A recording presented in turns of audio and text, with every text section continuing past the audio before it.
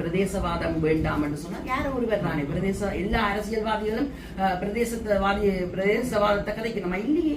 யாரோ ஒருவருக்காட்டி வந்து போராட்டத்தை இவ்வளவு கொடுமை நடக்குது பெண்களுக்கு எதிராக வந்து இவ்வளவு கொடுமைக்கு எதிராக வந்து போராட ஒரு பெண் வரை இல்லை. ஆனால் யாரோ ஒரு அரசியல்வாதி பேசிட்டாங்க குறிச்சு அந்த அரசியல்வாதிக்கு எதிராக போராடி இருக்கலாம். ஆனால் அந்த அரசியல்வாதியின் பேரை சொல்லவோ இல்ல அவர் தரப்போற இனிமேல் வார தலையீடியை தாங்க முடியாமலோ பொதுவாக அரசியல்வாதி தமிழ் தேசிய அரசியல்வாதிகள் இனவாதம் வேண்டாம் பிரதேசவாதம் வேண்டாம் என்று சொல்றது ஒரு பொருத்தமற்ற விடயமாகத்தான் தெரியுது. ஏன்னா எல்லா அரசியல்வாதிகளும் இனவாத பிரதேசவாதத்தை பேசிக்கொண்டிருக்கல. இனவாதம் என்றது தமிழர்களுக்கு எதிராகத்தான் தூண்டப்பட்டு கொண்டிருக்கிறது என்பதை கூட அந்த பெண்கள் விளங்கவில்லையா என்பதுதான் இந்த கேள்வியாக இருந்தது.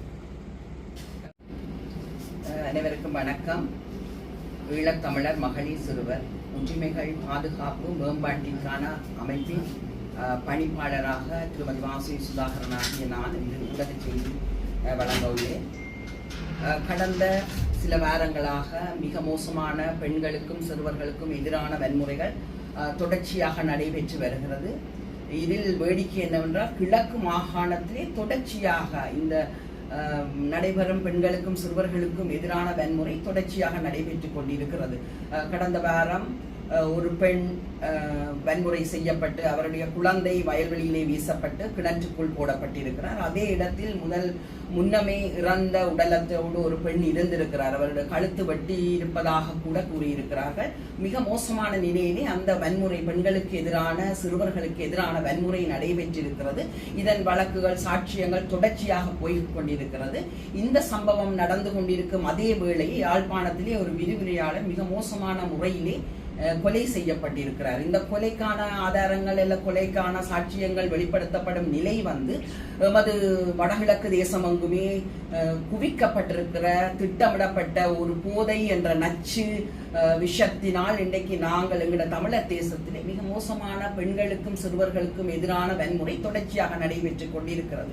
எதை திட்டமிட்டு இந்த போதையை நமது சமூகத்திலே பரப்பினார்களோ அது மிக விரைவாக மிக இலகுவாக நடைபெற்றுக் கொண்டிருக்கிறது. ஆனால் சமுதாயத்திலே நாங்கள் ஒவ்வொருவரும் எங்களுக்கு எதிரானது அல்லது எங்களுக்கு தெரியாமல் நடக்கிறது அல்லது எப்படி இதை சமாளிப்பது என்ற மிக ஒரு கேள்விக்குறியோடு வாழ்ந்து கொண்டிருக்கிறோம். இப்படி சம்பவங்கள் நடந்து கொண்டிருக்கும் அதே இரவில் ஒரு பெண் ஒரு ஆணால் தீ மூட்டப்பட்டு எரிக்கப்பட்டிருக்கிறாள். இந்த கொடுமைகளை யோசிக்கும் போது நாங்கள் அடுத்த நொடி எப்படி வாழுவது என்ற ஒரு கேள்விக்குறியோடு தான் அனைத்து பெண்களும் மிக மனதளவிலே மிக மோசமாக பாதிக்கப்பட்டு வாழ்ந்து கொண்டிருக்கிறோம். இந்த வடகிழக்கு தேசத்திலே தமிழர் தேசத்திலே திட்டமிட்டு பெண்களுக்கும் சிறுவர்களுக்குமான வன்முறைகள் தொடர்ச்சியாக நடைபெற்றுக் கொண்டிருக்கிறது.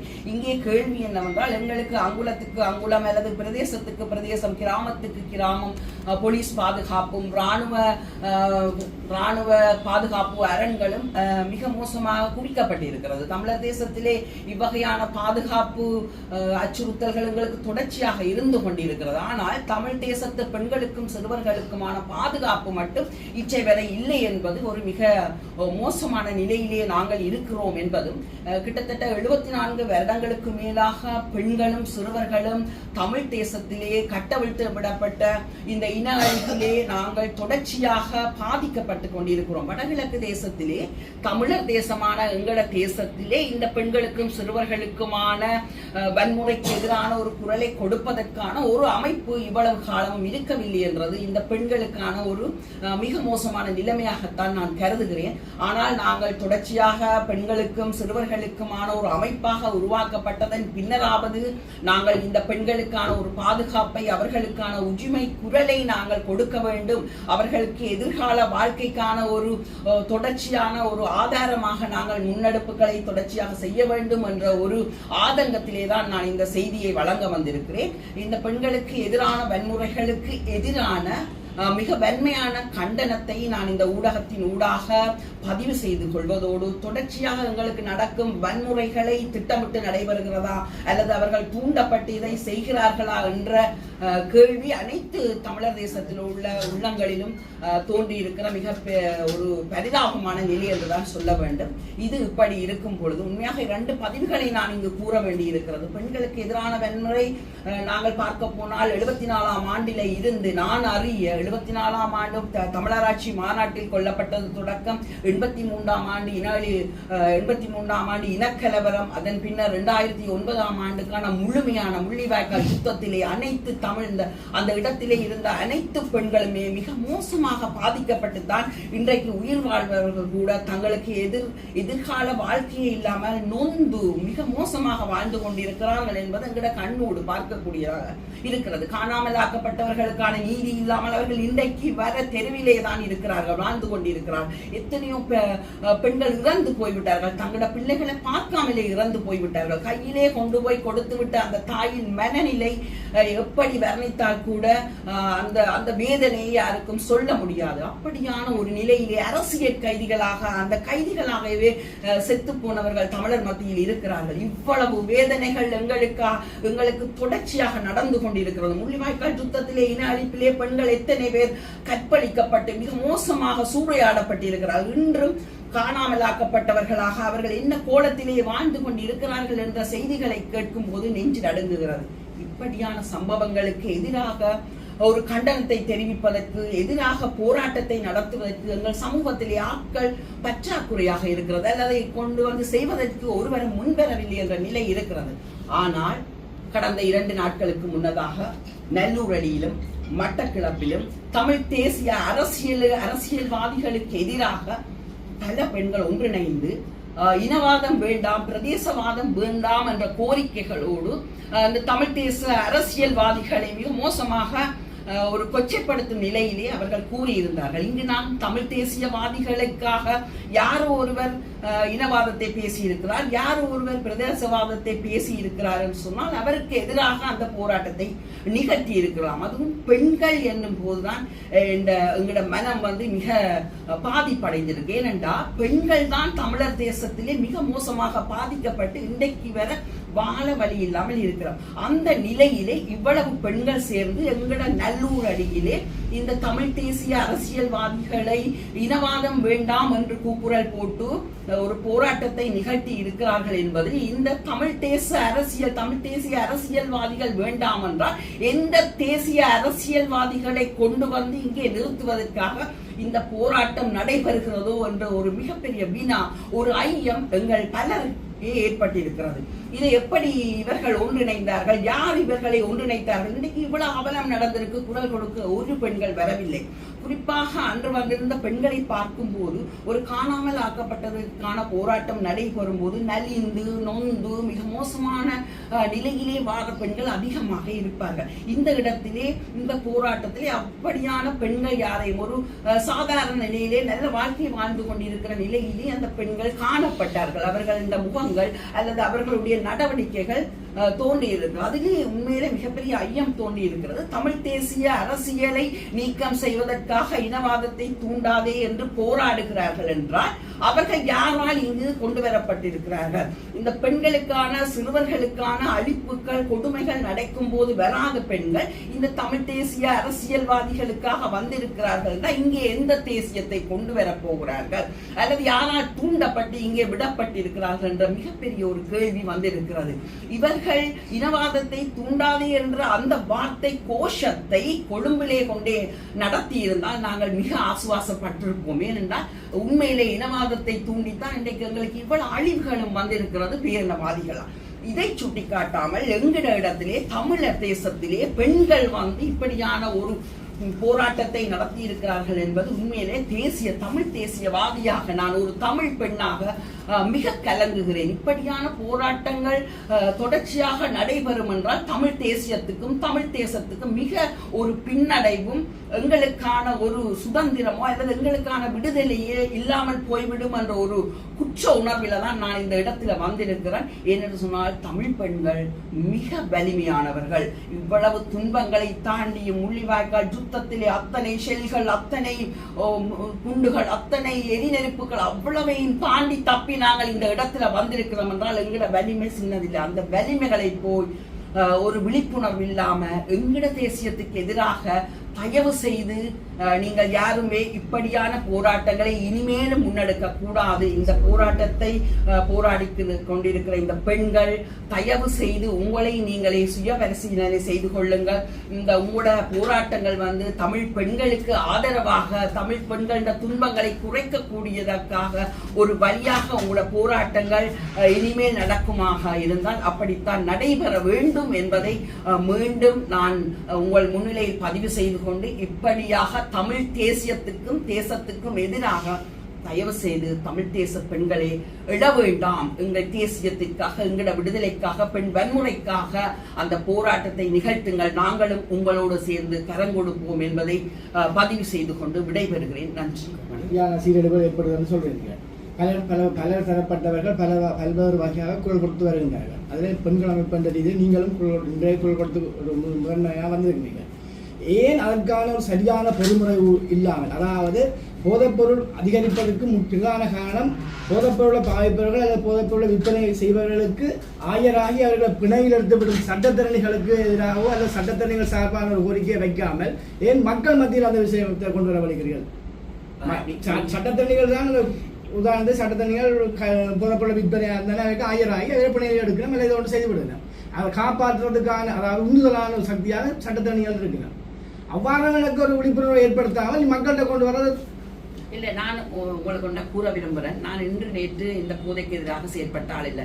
2009 முள்ளிவாய்க்கால் யுத்தத்துக்கு பின்னர் நான் 2010ஆம் ஆண்டிலிருந்து இன்றைக்கு வரை இந்த போதைக்கு எதிரான ஒரு செயற்பாட்டை தொடர்ச்சியாக செய்து கொண்டிருக்கிறேன். ஏன் சட்டத்தரணிக்கு எதிராக நாங்கள் குரல் கொடுக்க முடியவில்லை என்றால், சட்டத்தரணி என்பவர் தன்னை நோக்கி வரும் ஒரு இழிநிலையிலே ஒரு தாயார் போய் கெஞ்சி என்ற உயிரை பிள்ளை என்ற உயிர், ஏனென்றால் பிள்ளை போய் அந்த போதையை பாவிக்கல, பிள்ளையை நோக்கி அந்த போதை வந்திருக்கு. சின்ன பிள்ளைகள் போதையை நோக்கி போகையில பிள்ளையை நோக்கி வந்திருக்கு. அதை நீங்கள் உணர்ந்து கொள்ள வேணும். அப்ப சிறுவனை பாதுகாக்க வேண்டியது சட்டத்தரணியில மட்டுமில்லை, எங்கடையும் கூட. எங்கட பாடசாலையில ஒருவன் பாவிக்கிறான், அவனை கொண்டே நாங்கள் சிறையில விட மாட்டோம். அவனை எப்படியாவது மீட்டெடுத்து அவனை ஒரு சாதாரண பிள்ளையாக சாதாரண வாழ்க்கை நீரோட்டத்துல வாழ விட வேண்டும். அப்ப சட்டத்தரணிகள் அங்கே குற்றம் செய்யவில்லை. இவர்களை, இந்த சிறுவர்களுக்கு போதையை கொண்டு வருபவர்கள் நான் கேட்கப்பட்ட கேள்வி பெரும் முதலைகள், அதாவது வியாபார நோக்கங்களோடு அதை பிரதேசத்துக்கு உள்நுழைவதற்காக முயற்சியையும் வர்த்தகர்கள் அல்லது சம்பந்தப்பட்ட ஆட்களை தெரிந்தும் அவர்கள் தான் குற்றவாளிகள் தெரிந்தும் அவர்களுக்காக ஆயராகின்ற சம்பந்தப்பட்ட தரப்பினர் நான் இந்த கேள்வி வைக்கிறேன். பாதிக்கப்பட்டவர்களுக்காக விற்பனை முகவர்களுக்கு எதிராக ஆதரவாக வருகிறார்கள் என்றால் அவர்களும் எங்கட இன சூழலை தடுக்க முடியும் இல்ல, நிச்சயமாக தடுக்க முடியாது. ஏன்னு சொன்னால் சட்டத்தரணிகள் மட்டும் இல்லை, இங்கு பல விடயங்களே பல பேர் முதலைகள் அரசியல்வாதிகள் கூட இருக்கிறார்கள் என்பதை சுட்டிக்காட்டுகிறார். முன்பு இருந்த ஒரு அரசியல்வாதி இன்றைக்கு யாழ் மாவட்டத்திலேயே அவர் இல்லை.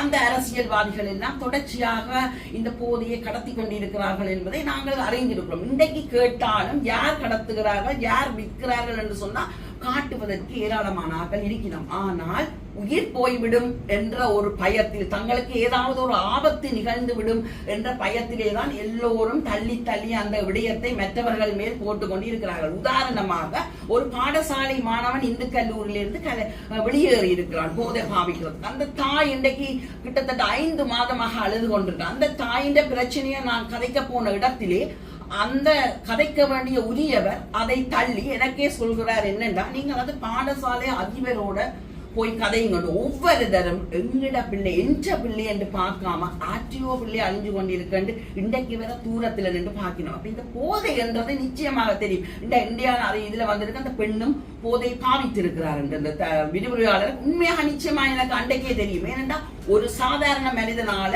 இவ்வளவு தூரம் வன்முறையாக ஒரு தாயை கொள்ள முடியாது. அவளோட உணர்வுகள் அறிவு அளிக்கப்பட்டு உணர்வு மட்டும்தான் வேலை செய்த நிலையில தான் அப்படி ஒரு அழிவை அல்லது வெட்டுறது கொத்துறது சாக்கொள்ற நிகழ்வுகள் நடைபெறும். ஏனென்றால் நான் 14 வருடமாக இந்த போதை பாவிப்பவர்களோடு நின்று அவர்களை காப்பாற்றி இருக்கிறேன் பலரை. அந்த வகையில எனக்கு தெரியுது இது திட்டமிட்ட இன அழிப்பு. இந்த ஒன்று காணும் எங்கட சமுதாயத்துல நடக்கிற அத்தனை அட்டூழியங்கள் அத்தனை வன்முறைகளுக்கும் இந்த ஒன்றே காணும். எங்கட தலையில நாங்களே மண்ணை அள்ளி போடுவோம் என்ற நிலையில தான் இந்த குண்டுகள் செல்லுகள் அடிச்சா மனித உரிமை ஆணைக்குழுவுக்கு போக வேணும், சர்வதேசத்துல விசாரணைக்கு போகணும். எந்த தலையில நான் தூக்கி போடுற மண்ணுக்கு விசாரணைக்கு போக தேவையில்லை என்றதை திட்டமிட்டு இந்த அரசு செய்திருக்குது. அதை உண்மையா நாங்கள் தான் பாதுகாக்கணும் அப்படின்னா நீங்கள் கேட்கிற கேள்வி என்று சொன்னால் இப்ப எங்களுக்கு தெரியும் என்றால் அதை போய் நாங்கள் நேரடியாக சொல்லி அவர்களை பிடித்து கொடுக்க முயற்சி செய்ய வேண்டும். ஆனால் நாங்கள் யாருமே அதை செய்கிறோம் இல்லை. இதுதான் இன்றைக்கு எங்கட சமூகத்துல நடந்து கொண்டிருக்கிற பிரச்சனை. எனக்கு தெரியவே உங்கள் கண்ணுக்கு முன்னால அழிந்து அமைப்பு சிறுவர் பெண்களின் உரிமைகளை பாதுகாப்பதற்காகவும் அவர்களுக்கு எதிரான வன்முறைகளை தடுப்பதற்காகவும் உருவாக்கப்பட்டு சொல்லுங்கள். அதை ஏன் நீங்கள் முன்னெடுக்க முடியாது? இல்ல நான் தான் முன்னெடுத்திருக்கேன். நாங்கள் இவ்வளவு காலமும் பெண் தலைமைத்துவ உதவி மையம் என்ற ஒரு அமையத்தினூடாக நான் தொடர்ச்சியாக போதை ஒழிப்பு 14 வருஷம் செய்திருக்கேன். சிறுவர்களுக்கான கல்விக்காக தொடர்ச்சியாக பின்னுக்கு நிற்கிற பிள்ளைகள், இடைநடுவில் போற பிள்ளைகளை எல்லாம் நாங்கள் காப்பாற்றி பாடசாலையோடு சேர்த்திருக்கிறோம். இன்றைக்கு நாங்கள் இந்த அமைப்பினூடாக நான் அன்று இந்த இடத்துக்கு வர முடியாத நான் நேரடியாக இந்த முகநூலூடாக இந்த இதுக்கு எதிரான அறிக்கையை உடனடியாக விட்டேன். போராட்டத்துக்கு அதான் எனக்கு இன்றைக்கு நான் பதிவுக்கு வந்ததன் காரணம். போராட்டத்துக்கு வாங்கோ அல்லது எதிர்ப்பு தெரிவிப்போம் வாங்கோன்னா எங்கட சமுதாயத்தில் முன்வர மாட்டோம். ஆனா அன்றைக்கு தமிழ் தேசிய அரசியல்வாதிக்கு எதிராக போராடுவதற்காக முல்லைத்தீவில் இருந்து கூட வந்திருந்தார்கள். இதுதான் மிகப்பெரிய வினாவாக இருக்கிறது. இந்த ஐய வினாவிற்காகத்தான் நான் இந்த பதிவு செய்து கொள்வதற்காக இந்த இடத்திலே வந்திருக்கிறேன். அதை நான் கூறிக்கொள்ள மீண்டும்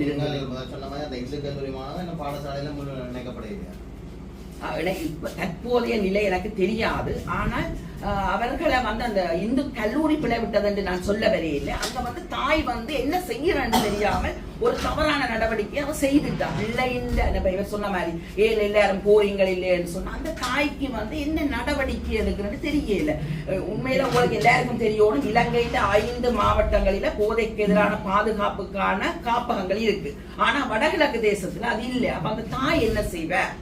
ஒண்ணுமே செய்ய. பல தாய்மார் இன்றைக்கும் கண்ணீரோட எங்கள்கிட்ட கதைச்சிட்டு போயினோம். இதை நாங்கள் கதையூடாகத்தான் சொல்லிக் கொண்டிருக்கிறோம். இதுக்கான சரியான தீர்வு இன்றைக்கு வருகிற சமுதாயத்தில இந்த பெண் ஆளுமைகளை வளர்க்கிறோம் அல்லது பெண்களுக்கான சிறுவர்களுக்கான கருத்தரங்கள் தொடர்ச்சியாக நடைபெற்றுக் கொண்டிருக்கிறது. ஆனால் போதை ஒழிப்பை நடாத்தி அவர்களை காப்பாற்றுவோம் என்று எங்கேயாவது நீங்கள் குரல் கொடுத்ததை கண்டு செமினார்கள் வைப்பின பள்ளிக்கூடங்கள்ல ஆனால் அந்த பிள்ளைய கொண்டு போய் காப்பாற்றுறதுக்கு யாராவது துணிகிறார்களா என்றால் இல்லை. ஒரு ஃபாதர் நம்பிக்கை இல்லம் ஒன்றை நடத்தி கொண்டிருந்தவர். அவரோட சேர்ந்துதான் நான் கிட்டத்தட்ட 14 வருடங்களாக இந்த முயற்சியில ஈடுபட்டிருந்தேன். இன்றைக்கு அவருக்கு இயலாது, அவர் அதை விட்டுட்டு போட்டார். இன்றைக்கு பிள்ளைகள் எல்லாம் ஒரு பரிதாபமான நிலையில தங்களோட வாழ்க்கையை வாழ முடியாம கெஞ்சி கொண்டிருக்கிறோம். இன்றைக்கு அதுதான் எங்களோட சமுதாயத்தில் உள்ள பரிதாபமான நிலை. இதை ஒழிப்பதற்கு குறைந்தபட்சம் இந்த ஊடகவியலாளர்கள் என்றாலும் ஒன்று சேர்ந்து இந்த சமூகத்தில் ஒரு காப்பகத்தை உருவாக்கி அந்த காப்பகத்தினூடாக பயிற்சிகளை வழங்கி அவர்களுக்கான கவுன்சிலிங்கை கொடுத்து எல்லாத்தையும் செய்யறதுக்கான ஆட்கள் இருக்கிறார். அதை நெறிப்படுத்தி கொண்டு போறதுக்கான கைதான் இங்க இல்ல. தலைமத்துவம் தான் இல்ல. அந்த தலைமத்துவத்தை யாராவது பொறுப்பெடுப்பார்கள் அவர்களோடு இணைந்து வேலை செய்ய நாங்களும் தயாராகிறோம். நீங்கள் ஒரு குற்றச்சாட்டுன்னு சொல்லியிருந்தீங்க, தமிழ் தேசிய அரசியல்வாதிகளுக்கு எதிராக நல்ல உள்ள போராட்டம் நடந்தான்னு சொல்லி. ஆனால் உண்மையில் அந்த போராட்டம் நடந்தால் நாங்கள் அறிஞ்ச வரைக்கும் அது பிரதேசவாதம் கதைக்கிறது மற்ற இந்த இன இழிவுபடுத்தலை மேற்கொள்ள அரசியல்வாதிகள் இல்லை தான் அந்த போராட்டம் நடந்திருந்தது. இல்ல இதுல நான் உண்மையா கதைக்க வந்தது இனவாதம் வேண்டாம் என்ற கோஷம் கேட்டனா. இனவாதம் வேண்டாம், தமிழ் தேசியவாதிகளை இனவாதம் வேண்டாம், இனவாதத்தை நிறுத்து என்று சொல்லி அந்த பெண்கள் கத்தினம். நான் வேணுமென்னா உங்களுக்கு அந்த வயசை போட்டு விடுறேன். பிரதேசவாதம் வேண்டாம் என்று சொன்னால் யாரும் ஒருவர் தானே எல்லா அரசியல்வாதிகளும் பிரதேசவாதத்தை கதைக்கணும் இல்லையே. யாரும் ஒருவர் என்றா ஒருவருக்காட்டி போராட்டத்தை இவ்வளவு கொடுமை நடக்குது பெண்களுக்கு எதிராக இவ்வளவு கொடுமைக்கு எதிராக போராட ஒரு பெண் வரை இல்லை. ஆனால் யாரோ ஒரு அரசியல்வாதி பேசிட்டாருன்னா குறிச்சு அந்த அரசியல்வாதிக்கு எதிராக போராடி இருக்கலாம். ஆனால் அந்த அரசியல்வாதி பேரை சொல்லவோ இல்ல அவர் தரப்போற இனிமேல் வார தலையிடியை தாங்க முடியாமலோ பொதுவாக அரசியல்வாதி தமிழ் தேசிய அரசியல்வாதிகள் இனவாதம் வேண்டாம் பிரதேசவாதம் வேண்டாம் என்று சொல்றது ஒரு பொருத்தமற்ற விடயமாகத்தான் தெரியுது. ஏன்னா எல்லா அரசியல்வாதிகளும் இனவாத பிரதேசவாதத்தை பேசிக் கொண்டிருக்கல. இனவாதம் என்றது தமிழர்களுக்கு எதிராகத்தான் தூண்டப்பட்டு கொண்டிருக்கிறது என்பதை கூட அந்த பெண்கள் விளங்கவில்லையா என்பதுதான் இந்த கேள்வியாக இருந்தது. யாழ் ஊடக மையத்தில் இன்றைய தினம் வாசுகி சுதாகர் ஊடக சந்திப்பொன்றை நடாத்தினார்.